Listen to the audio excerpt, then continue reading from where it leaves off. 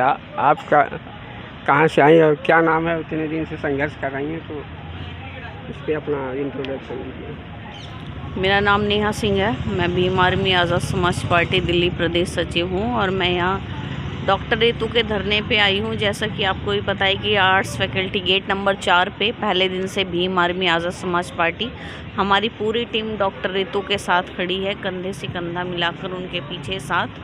न्याय की लड़ाई, नौकरी नहीं न्याय चाहिए। Mahmood Pasha mission save constitution के अंडर ये हमारी जो चल रही है लड़ाई, संविधान बचाने की, अपने दलित मुस्लिम बच्चों की लड़ाई। जो हमारे बहुजन समाज यहाँ पढ़ता तो है देखिए, लेकिन इंस्टीट्यूशनल मर्डर्स हो जाते हैं। जो जातिवाद इन यूनिवर्सिटीज़ में, कॉलेजेस में चल रहा है, इंस्टीट्यूशंस में चल रहा है। रोहित वेमुला फायर जातिवाद क्यों हो रहा है इतने इंग्लिश कॉलेजों में बड़े? देखिए, जातिवाद क्यों हो रहा है? जातिवाद कोई आपको मुंह पर नहीं बोलेगा। आज शहरों का जातिवाद अलग होता है। जैसे कि बोलते हैं ना कि जातिवाद गाँवों में होता है कि भाई अपने खाट पे नहीं बैठने दिया, पानी नहीं पीने दिया, मूछ नहीं रखने दी, घोड़ी नहीं से नहीं चढ़ने दिए, बारात नहीं जाने दे रहे घोड़ी से, मंदिरों में नहीं जाने। लेकिन शहरों का जो जातिवाद है ना वो और आगे का है। वो स्कूल कॉलेज, सरकारी ऑफिसेज का, राजनीति का, मतलब वो अपर लेवल का है थोड़ा। मतलब वो इंसान जो पढ़ा लिखा है ना, वो पढ़ा लिखा ही सोच सकता है। जहाँ हिस्सा देना वहाँ जातिवाद होगा।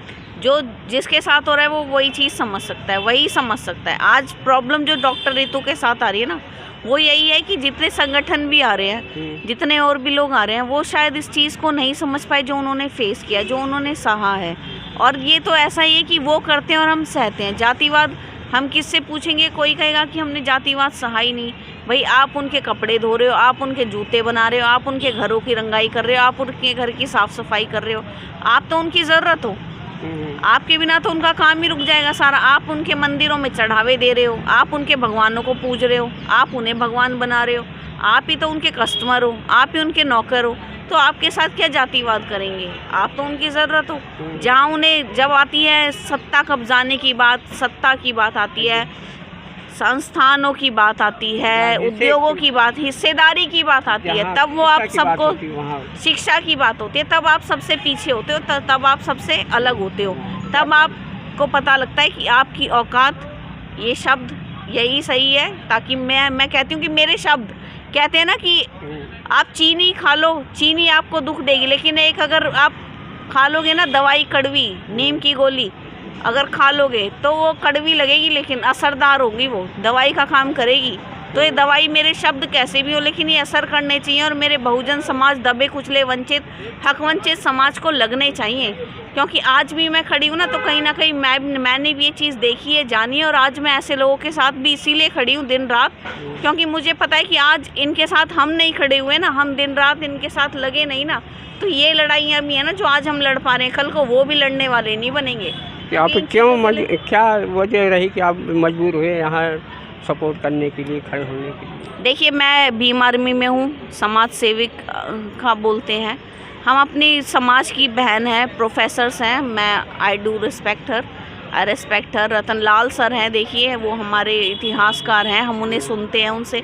राजेंद्र पाल गौतम जी, हमारे जितने हैं, चंद्रशेखर आज़ाद जी हों, हमारी बहन जी हों, विनय रतन जी हों, जितने भी हमारे हैं। और भी मैं एक नाम नहीं लूँगी क्योंकि महापुरुषों को कहते हैं ना कि इतने हमारे महापुरुष हैं कि उनको पढ़ना और जो लिविंग, ये हमारे जो है, हाँ, विचारधारा पे चलना, ये सब हमारे इतिहास को जो संजोने, बचाने वाले। आज देखिए, अभी देखिए जो 26 अलीपुर रोड पे जो FIR कराई है, वहाँ पे विश्वकर्मा पूजा कर दी। वहाँ पे उसके पेरियार जयंती पे विश्वकर्मा डे एक ही दिन होता है, वहाँ पे पूजा की गई है। किसी को कुछ नहीं पता, वो तो हमारी टीम गई वहाँ, हमारी वो गई और वहाँ पे देखा कि पूजा कर रहे, उस पंडित के खिलाफ FIR अब हुई है। इतने दिनों बाद FIR, इतनी कार्रवाई करने पे अब उसके खिलाफ FIR हुई है। और हम चाहेंगे कि, हम कहते हैं कि उनकी गिरफ्तारी हो और ये मामला जो हो, ऐसा और जगह ना हो। हाँ, ऐसा ना हो, क्योंकि हमारी ऐतिहासिक जो जगह है, ऐतिहासिक स्थान है। लड़ाई हमारी जगह की नहीं है, हमारी तो अन्याय, अत्याचार, हक अधिकार की है और सत्ता की लड़ाई है। लेकिन जब हमारे स्थानों को ही हाँ, जब उन पे कब्जा किया जाएगा, उन पे पूजा पाठ, आप एक मूर्ति बैठा दोगे, उसी पे पूजा करते रहोगे, कल को वही आपका मंदिर बन जाएगा। धर्म बता देंगे। तो वही तो बोल रही हूँ ना, वहाँ पे कब्जा हो जाएगा। बाबा साहब ने तो ये कब्जा करने के ही तरीके होते हैं सारे, तो ये कब्जा करना चाहते हैं। वो कोठी बाबा साहब जहाँ आखिरी सांस बाबा साहब ने ली दिल्ली में, यहाँ पे उसको, हाँ, धरोहर है हमारी, और हम उसका सम्मान करते हैं। और हमारा रक्षा करना, वीर सिंह हमारे जो हैं आज़ाद समाज पार्टी के दिल्ली प्रदेश सचिव, वो ये मुकदमा लड़ रहे हैं। और जहाँ तक मुझे पता है कि हमें कामयाबी मिलेगी और हम जीतेंगे। और ऐसे जो मनुवादी सिस्टम के लोग हैं उनको मुँह पे तमाचा जवाब मिलेगा। क्योंकि आज जो है ना, ये हमारा इतिहास अभी यहाँ पे जो हम चलाते जानो अपना इतिहास, ये इसीलिए कि हमारे कितने महापुरुष महामहिलाएं हमारे लेजेंड्स हुए, हमारे महापुरुष। आज हमारे बहुत लोग ऐसे पढ़े हैं कि जो महापुरुष के बारे में जानते ही नहीं, बिल्कुल नहीं जानते, पढ़ते नहीं है, पढ़ने का समय भी नहीं, किताबें रख लेते हैं घर में, ले जाके रख लेते हैं। संविधान, मैं बोल रही हूँ, आप मनुवाद को कोसते रहोगे कि उन्होंने हमें पढ़ने की आज़ादी नहीं दी, धर्म ग्रंथ पढ़ने की, मंत्रोच्चारण करते थे तो कान में शीशा।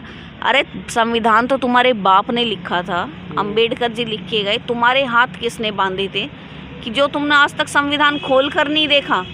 कितनी आबादी है हमारी? 90% आबादी है, और 70% भी अगर संविधान जानती भी हो, खोलने की तो बात ही अलग है। अगर यहाँ के युवा संविधान जानते भी हों, यहाँ के लोग गांव में जाओ, छोटी छोटी बस्तियों में, पता ही नहीं लोगों को संविधान है, SC ST एक्ट भी नहीं पता लोगों को, जो 2018 में इतना बड़ा संघर्ष, किताब के नाम से भी नहीं जानते, वो तो कुछ नहीं जानेंगे। देखिए उन्होंने तो टोकरा ढो रखा है अपना मनुवाद का, और वो इतना भारी हो जाएगा किस दिन वो खुद ही लेके गिर जाएंगे, और बस वो इधर के उधर के कहीं के नहीं रहेंगे।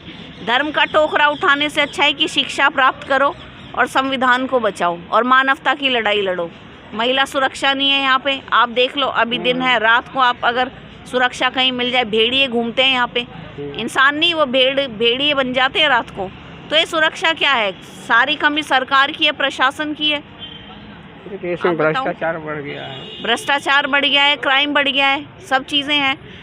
भाई किसी देश में ये चीज़ें तब होती हैं जब सरकार का डर खत्म हो जाता है, प्रशासन का डर खत्म हो जाता है, तब ये चीज़ें होती हैं। जब संविधान ना हो, देखो संविधान है इस देश में तब भी, आज इजराइल फिलिस्तीन की बात कर रहे हैं, आपके देश में मुसलमान क्रिश्चियन कहाँ है, सिख कहाँ है, माइनॉरिटीज़ की आप कितने हक अधिकार की। अभी देखिए सुप्रीम कोर्ट का LGBTQ के मामले में, ट्रांसजेंडर्स के मामले में क्या आई, क्या वो भारत के नागरिक नहीं है? तो ये जजमेंट्स क्या है? हक अधिकार की बात करने वाले जो 131 संसद में बैठे हैं ना, वो चाहे हमारी कौम के हो, हमारी समाज के हो, लेकिन हमारे एक अधिकार की बात कभी नहीं करेंगे। वो लोग गुलाम, ऑल आर सोल्ड और ऑल आर स्लेव्स, वो सब गुलाम है उस सरकार के, उस व्यवस्था के। तो इस धरने में आपको क्या मतलब पूरे समाज से सपोर्ट मिल रहा है? बिल्कुल सपोर्ट मिल रहा है, संगठन आ रहे हैं। और देखिए ऐसी लड़ाइयाँ तो जब तक समाज नहीं आएगा इतने दिन, तो फिर कैसे चलता? अगर समाज से सपोर्ट नहीं, समाज का भरपूर सपोर्ट है और लड़ाई लंबी लग जाए, और आने वाले समय में और भी सपोर्ट मिलेगा, और हम भी साथ हैं और लड़ रहे हैं इस लड़ाई को। देखिए उम्मीद, आशा, और सभी को आना चाहिए, घर घर से एक दो बंदे सभी यहाँ पे आना चाहिए। बिल्कुल, अगर अम्बेडकर को जिसने पढ़ लिया और वो निराश हो जाए, मैं बोल रही हूँ अम्बेडकर को नहीं पढ़ा, आज हमारे लोग, अभी मैंने देखा था एक जिम ट्रेनर थे भाई, इतने अच्छे थे, लेकिन यही बात है कि उन्होंने सुसाइड कर ली। अब किस लिए कर ली? जो अम्बेडकर को पढ़ लेता है वो कभी सुसाइड करने की का मतलब बोलता है, लेकिन सुसाइड भी नहीं करेगा वो। मैं तो इतना समझती हूँ कि बोलेगा भी नहीं, वो तो शेरनी का दूध है, वो पिएगा, वो दहाड़ेगा। लेकिन अगर जिसने अम्बेडकर को पढ़ लिया, मैं बोल रही हूँ अम्बेडकर जी को आप जितना पढ़ोगे ना, उतना आपको लगेगा कि आप संघर्ष करो। जब एक काशीराम पैदा हो सकता है एक रात, सिर्फ एक जाति का विनाश किताब पढ़ने से, तो ऐसे कितने पैदा हो सकते हैं? ज़रूरत है सिर्फ पढ़ने की, हमें उन लोगों तक पहुंचने की। और अगर हम उन लोगों तक नहीं पहुंच पा रहे, हमारे लोग नहीं पहुंच पा रहे, हमारे संगठन नहीं पहुंच पा रहे, तो कमी हमारी है। तो कमी हमारी है कि हमें जाना चाहिए उन तक और उन लोगों को बताना चाहिए, जागरूक करना चाहिए, क्योंकि देश बचाना है, समाज बचाना है और संविधान बचाना बहुत ज़रूरी है, और समाज को एकजुट होना बहुत ज़रूरी है। धन्यवाद आपका। धन्यवाद। जय भीम।